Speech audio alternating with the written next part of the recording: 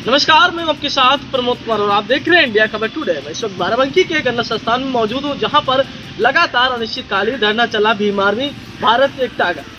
क्या आखिरकार इतने दिन, करीब 9 दिन से ज़्यादा होने को आ गया है, कितना कार्रवाई हुआ, क्या कुछ हुआ है, हम आइए जानते हैं हरिनंदन सिंह गौतम की, जो कि भीम आर्मी जिला प्रभारी जी हैं। जी अध्यक्ष जी, अभी तक क्या कार्रवाई हुई? ये दिनांक 9 तारीख से निरंतर धरना चल रहा। आज जो है 20वां 21वां दिन है। 21 दिन हो गए हैं, लेकिन हमारी जो प्रमुख मांगे थी 58 पट्टे जो 1973 में सरकार द्वारा जो भूमिहीन किसान, गरीब किसानों को दिया था, उन पट्टों की जो 10 साल तक लगातार खेती करने के बाद भूमाफिया धनीराम कुंदन आदि लोगों ने इस पर अवैध कब्जा कर लिया। तब से खेती इनको करने से रोक दिया। निरंतर ये लड़ते चले आ रहे हैं। एडीएम के यहाँ से, कमिश्नर के यहाँ से, सब जगह से जीत गए, क्योंकि इनके स्थायी पट्टे थे, सरकार द्वारा पात्र व्यक्तियों को दिया गया था। और वो जो है अनैतिक रूप से, अवैधिक रूप से उस जमीन पर अभी तक सुभोग कर रहे थे। अवैध कब्जा करके इनकी जमीन पर भी कब्जा किए थे। इसके साथ साथ 150 बीघा सरकारी जमीन पर भी कब्जा किए थे। वो सरकार की सरकारी सीलिंग भूमि की जमीन थी, जिसको अभी हमारे धरने के बाद जो है उस 350-400 बीघा लगभग आसपास जमीन खाली कराई गई है। लेकिन अभी हमारी मांग आधी पूरी हुई है। आज दूसरी मांग ये है कि हमारा जो उस पर खेती अनैतिक रूप से कर रहे थे, वो खेती नीलाम हो, उनके ऊपर मुकदमा दर्ज किया जाए और 58 पट्टेदारों की अमल दरामद होकर इनको कब्जा दखल दिया जाए। जब तक इनको कब्जा नहीं दिया जाता है, इनकी अमल दरामद नहीं होती है या कोई विधिक कोई अड़चन है तो उसका लिखित रूप से कारण नहीं बताया जाता है, तब तक हम लोग धरना प्रदर्शन तोड़ने वाले नहीं हैं।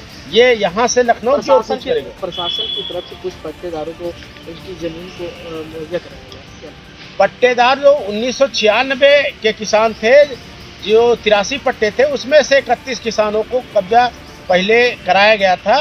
इसके अलावा 58 पट्टों की ना तो अभी तक कब्जा कराया गया, ना अमल दरामद की गई, क्योंकि अभी मौके पर फसल लगी हुई है। वो सरकार, एसडीएम साहब ने उस फसल को नीलामी के लिए मौखिक रूप से आधिकारिक घोषणा की है। लेकिन अब जो जानते हैं, सरकारी कामकाज जब तक उसको साकार रूप न दे दिया जाए, नीलाम न हो जाए, कब्जा खाली न हो जाए, उनकी अमल दरामद न हो जाए, इनको कब्जा न मिल जाए, तब तक हम उसको केवल कागजी फोरम पूरा मानते हैं, वास्तविक कार्य नहीं मानते हैं। अगर ये जितने आपकी मांगे अगर पूरी नहीं होती तो भीम आर्मी इसमें से क्या बढ़ाएंगे? ये मांगे पूरी न होने का सवाल नहीं होता है। सरकार द्वारा पट्टा दिया गया है और उसके बाद ये कोई अपना कोई कब्जा नहीं। 122 B4 के लगातार आप 9 दिन से 20 दिन से बैठे हुए हैं, फिर भी अभी तक नहीं सुने। क्या लगता है कि आपको सुनवाई? 70 साल से वो उस जमीन पर अवैध कब्जा, लगभग 1973 से पहले से कब्जा किए थे, और 73 से अगर जोड़ लीजिए तो 23 चल रहा है, तो 20 उधर 20 इधर, 40 साल का पुराना कब्जा सरकार ने खाली कराया है। तो ये धरना की वजह से ही है, धरना की ताकत से है। हमारी आवाज़ ऊपर तक पहुंची।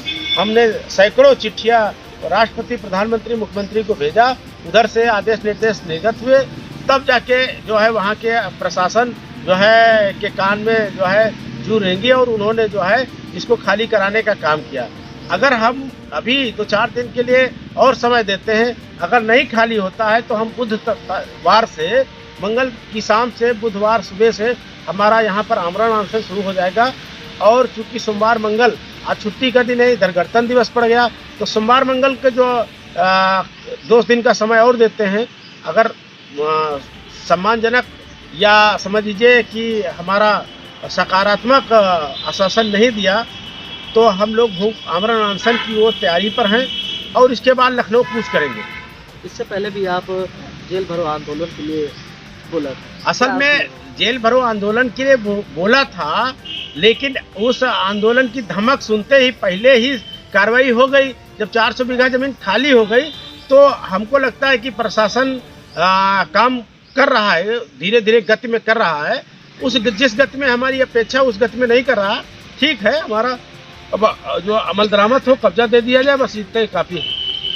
देखिए किस तरह से हमारे साथ भीम आर्मी जिला प्रभारी हरिनंदन सिंह गौतम जी थे, जिन्होंने बताया कि अभी जितने पट्टेदार थे उनको करीब 400 बीघे जमीन दिलाई गई, लेकिन अभी जो शेष है वो अभी बाकी। जब तक कि वो शेष इनके पट्टेदारों को जमीन दे नहीं दी जाती, तब तक ये धरना चालू रहेगा।